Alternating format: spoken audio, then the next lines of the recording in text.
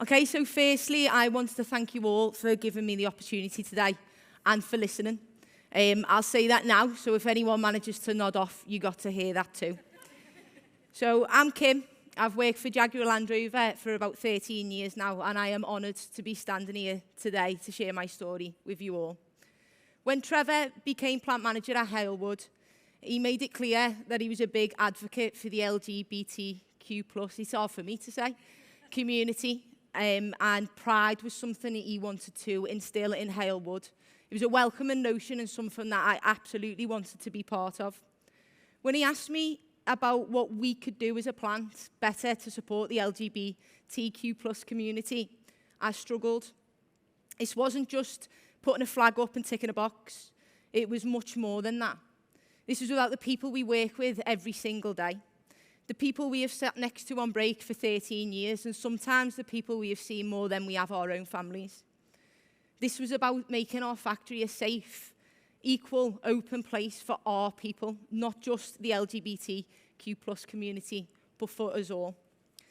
On my first meeting with Trevor, I was nervous. I was nervous for the obvious reasons. I was meeting a new plant manager.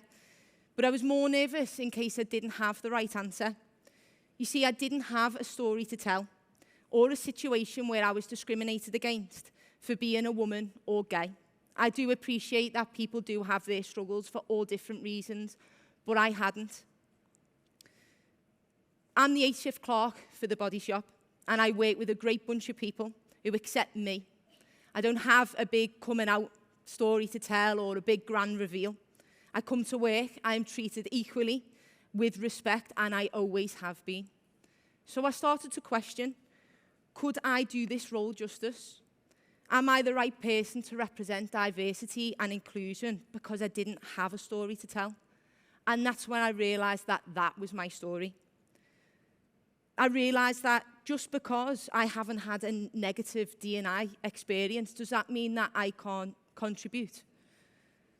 Does the fact that my experience was a positive one mean that I can't play a part? Do I have to have had a struggle or negativity to be able to make a difference? And the answer is no. I absolutely can be a part of something and use the positivity that I've experienced to try and make a difference. So I'm going to ask you a question. What does diversity mean to you? Diversity has all different types of meanings to everyone. Even diversity is diverse. And that is okay. Diversity to me isn't about how to make people think a certain way or believe in a certain belief or even try and change a person's perception.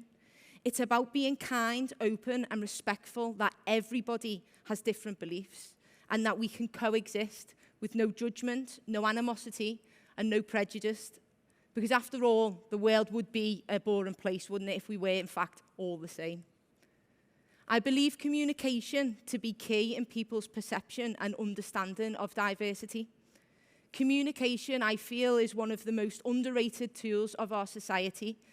In life, we plan and we strategize, and we think of all these different scenarios in our heads of what ifs and what to-dos, and sometimes we forget to just talk. When it comes to diversity, I believe a big problem that we have that people are scared.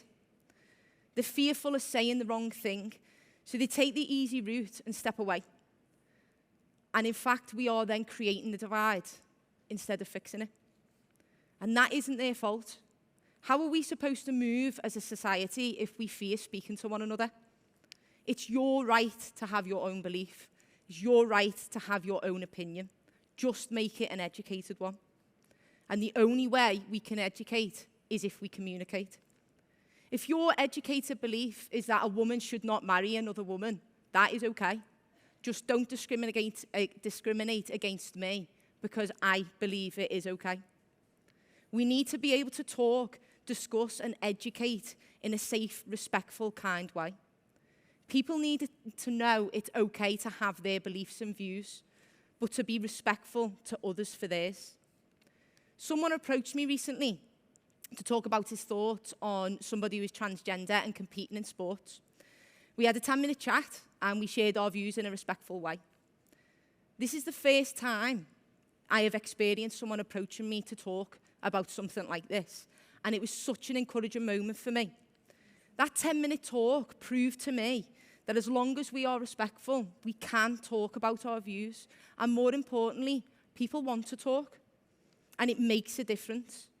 If you feel like we can communicate, that's a massive step in the right direction. And I will prove it. I will turn one negative into 3 positives. So someone shared their experience with me once, and I'd like to share it with you. So this particular person worked with and this female had been working together for years. They knew each other really, really well. Part of their conversations each day is about kids.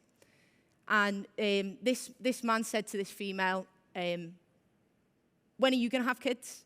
Which is something that I have said before, and I'm sure all of you in here have said before now.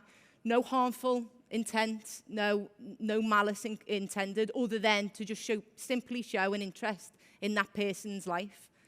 And that female one day said to this male, I don't mind you saying that, but just be mindful that sometimes someone somewhere might be struggling to have kids, and that might be an uncomfortable subject for them to talk about and approach. And he thanked this colleague, and that was that. Now, this is a perfect example of how informative and powerful communication can be. The way this particular female handled this situation shows that the emphasis shouldn't always be on the right or wrong thing to say, but equally on how someone receives that information or question and how they respond. We need to equally support people on how to feel comfortable and confident to speak openly and respectfully, to educate someone who is asking them questions. So this one potential negative, when handled and communicated in the right way, resulted in a positive for the female because she was able to express how she felt freely. A positive for the other person because they now feel confident going forward if they're ever in a situation like that again.